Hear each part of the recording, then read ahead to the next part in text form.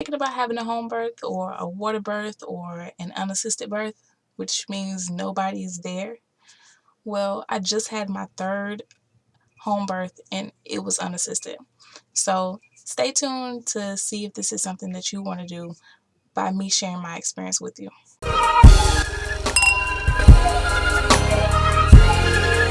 My name is Chardonnay and I live in South Georgia, and I'm a mother of 3.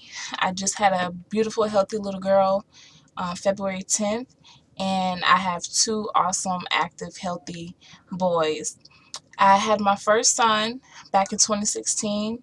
I had my second son in 2019, and I had my little girl, like I say, February 10th, 2 weeks ago. So this video will be about my recent home birth experience.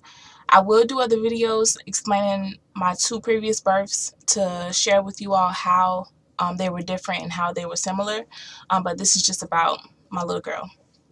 So I actually carried my baby girl up until 40 weeks. I know, 40 weeks. I did not expect that. I had both of my sons at 39 weeks and 4 days, so I was expecting this little girl, her name is Faith, to be born at the same time. But things were different. She came at 40 weeks on her due date, which was February 10th. I was a little nervous because I was so anxious and super excited to get my baby girl here and ready to be done being pregnant. I was so anxious for her to get here that I was getting nervous, and I was wondering, okay, why isn't she here yet? Because my Braxton Hicks contractions slowed down a whole lot, which is no big deal. Some women never experience any Braxton Hicks contractions. They don't experience anything up until like actual labor starting. But I was a little nervous because I was expecting it to be the same as my other 2 births. So my Braxton Hicks contractions slowed down a lot. I went on maternity leave, two weeks prior to that, because while I was working, and I do work at a correctional facility, so I didn't do a lot of walking around, but I was pretty much up and down. I was always sitting at a good posture because they say that to get the baby engaged, you want to make sure that you're sitting upright. You're sitting on your sits bones. You're not slouching on your tailbone. You're sitting straight up. That way, you're letting gravity work for you in perfect alignment. So I was in a good position while I was working. But once I went on maternity leave and I decided to take my leave a little bit, I took my leave about 4 days before my actual leave started, because I was having a lot of pelvic pain. My pelvic was so sore, like right between my legs. They were so sore. So I was like, and plus I have to drive 45 minutes to and from work. So I was like, well, let me go ahead and take my leave now. I'm in pain, and I'd rather just be in the comfort of my home, preparing and resting, to have my baby. The days went on, my Braxton Hicks contractions slowed down a whole lot, and I was in the bed a lot, although I did get up because I have to, look after my 2 other ones. But, I was laying down a lot more than versus, me working, me sitting upright all the time. So that kind of slowed down everything a whole lot. And I decided to use my birthing ball. I did have a birthing ball. I had to rig it though. I had to get creative because I didn't have the little piece that stick in there to stop the air from seeping out. So I had to get creative with the help of my baby boy. He helped me find a little piece that went inside the ball, and I put some tape over it to slow down the air from leaking out. But I did have to go and pump it every few days or so. But sitting on my birthing ball, it helped with my pelvic pain a lot. It felt a lot better. And I was doing the hip movements to get my birth actively progressing. So on the 7th, I was doing that a lot. And I was like, okay, things are getting closer, but no. The 9th hit, and I was worried because I'm like, other women were saying, well, yeah, I carried my baby until 42 weeks and she was a girl. And so I'm like, well, do girls only come at like 42 weeks? Are they girls mostly overdue? But I was like, well, that's not going to be my case. 42 weeks, I'm not going to have my baby girl at 42 weeks because I am over being pregnant by now. So that was in the back of my mind, though, but I stayed positive and knew that I was not going to have my baby at 42 weeks. But to help get things going on the 9th, I spoke with a midwife and she told me to do lots of walking, so I decided to do that. I actually went to the gym. Me and my husband, we went to the gym with some friends and I walked on the treadmill for a mile. And that was good. It felt good. I love working out anyway, so it really felt good to get back in the gym and, do something like that. So also later that night, they do say sex helps. Sex does induce. So me and my husband, we celebrated with that, and I did some more hip movements, to get baby down into the birth canal or into my pelvic. So those things did help because later that night, around about 12, I was having contractions and they were irregular. I was experiencing irregular contractions up until about 6 a.m. or so. I actually downloaded and found a contraction counter that I loved, and once I was experiencing contractions, I would click the button, and once my contractions stopped, I would click the button again to stop it. And it showed me the times, how frequent, how far apart my contractions were. And then also it alerted me once labor was starting. It would say, get ready to go to the hospital, you're getting close and things like that. Once my contractions actually picked up. But I didn't go to the hospital, of course. So let me tell you about that real quick. So I did receive prenatal care. My other two births, I received prenatal care, not the full terms though. They stopped at a certain amount of weeks because certain doctors are unsupportive. Once you let them know, hey, I want to have a home birth, they be iffy about even taking you in as a patient to even get prenatal care, which is so unfair. And I can't wait to see, some type of laws or something be changed with that. They won't see you if you let them know you're having a home birth. So what I did was I had to lie in order to get prenatal care because I did want to see how my baby girl was progressing. I wanted to know the measurements and I wanted to keep up with my vitals and everything like that. Even though my blood pressure and stuff like that I could do at home, but I wanted, that for that deeper analysis of, my pregnancy. So I did lie in order to receive prenatal care.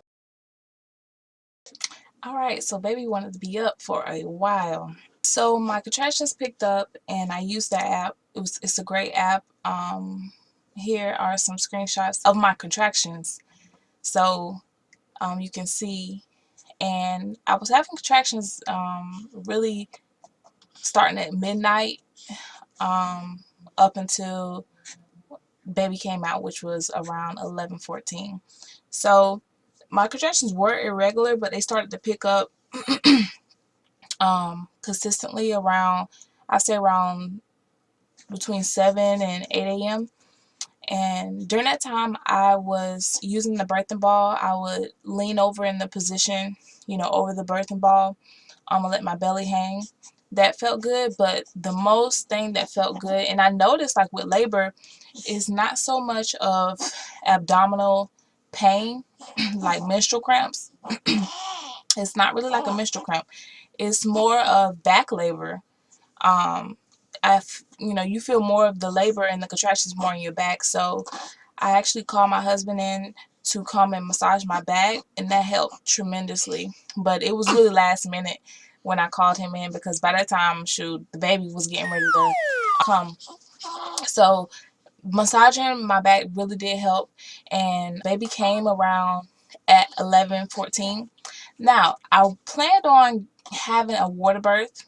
I bought tub liners, plastic tub liners that you can get from Amazon. I used that to line the tub and fill the tub up with water and everything. And I plan on being in the tub, but that did not happen. Nope. Because my thought was, I wanted to do, with this birth, I wanted to do less. Yeah, hiccups. She stayed with the hiccups, y'all. But I wanted to do less. I wanted to do, because I vocalized to go get through the contractions, I vocalized a lot. So moaning, not so much yelling, but a lot of moaning or whatever and grunting and stuff. So I wanted to do less of that. And prior up to pushing baby out, I was trying to work on my breathing and different breath techniques to use during the contractions. And my thought was, because a lot of people say that, oh, your body pushes the baby out naturally, like if you just breathe through it, your body will push the baby out. But not necessarily, because you do have to tell yourself to, okay, let me push, let me go with my body and do it. Not so much your body just like a mechanical and it's just gonna do it. That wasn't it. Because as it was getting closer and I was having more contractions, I actually called a midwife I was working with, and I told her, hey, I could barely talk, and I'll be back. Okay, I'm back. Baby is sleeping. So she could tell by my voice that, yeah, it's time to push. And she was saying, I told her I felt like I need to push. So she was like, well, go ahead and push. So I started pushing. The head came out. I probably pushed for about a good 3 or 4 times. I really don't remember, because I'm just like, look, I'm just trying to get the baby out. And I was in the squat position. My husband made it in time to put down some pads, if you know, like the puppy pads, but they're like the ones that you would see in a nursing home that they put up under in the elderly person's bed or whatever. They're those type of pads. And he put a few down to catch everything. And I was right in front of our bathroom sink, and I was holding on to the sink, and I was squatting, and that's how I delivered my baby. And he caught the baby. She came out healthy. I immediately picked her up, put her on my chest, rubbed her, and I also went ahead and got in the tub, even though it was super late. But hey, I got in the tub to soothe us, and then also to wash her off, and wash myself off at the same time, which was tricky because it was a lot of blood, and then trying to push the placenta out, which was a lot. And during that time, I went ahead and I purchased quite a few, well, a few tinctures to help me during my delivery. And I think I purchased about 5 different tinctures. And during labor, I did take cramp bark. Didn't help too much, because like I say, it wasn't the cramping in the front, it was more of the back labor, which needed to be massaged, and everything. So, and when I delivered the placenta, I took a tincture that was good for hemorrhaging. So to help you not to hemorrhage, I took that, and I'm actually still taking that, because of course my body's still healing. And I went ahead and wrapped my belly to correct any of my abdominals, and then also just to keep me supported, to get everything back in the right position. And I still take my hemorrhaging tincture when I'm doing too much and my bleeding comes on more heavy. So definitely, women, if you can, take it easy, especially the more children you have. Definitely take it easy, because with my first child, hey, I was up and at it, a week and a half, 2 weeks later, without any type of worry. But this pregnancy definitely made me more aware that I need to take it easy, for the sake of myself, and my health. So she is beautiful, as y'all can see. And it was a great pregnancy. It was fast, it was quick, and this is the last, because hey, I have to live. I can't just be living just to birth children for the rest of my life. So I will be sharing more videos and comparing the different, how my other 2 pregnancies were and what took place in those pregnancies and how everything was. And also, it was just me and my husband who delivered our baby. We had a midwife on the phone, and she got a great heart. So, you know, I'm so grateful for her, because I couldn't. I started working with her, but it was just too much to pay out of pocket. Even though I have insurance, it was just a lot more to pay out of pocket and to meet your deductible. So I was, you know, I had to tell her, you know, it was just too much at this time, and she completely understood. But excuse me, it's my bedtime too. But she was still willing to help us and just to be there, for support, and I definitely appreciate her. So shout out to Crowning Midwifery in Tallahassee, Florida. If you live in Tallahassee and you need a midwife, definitely contact her. So yes, stay tuned for more videos of me sharing my birthing experiences.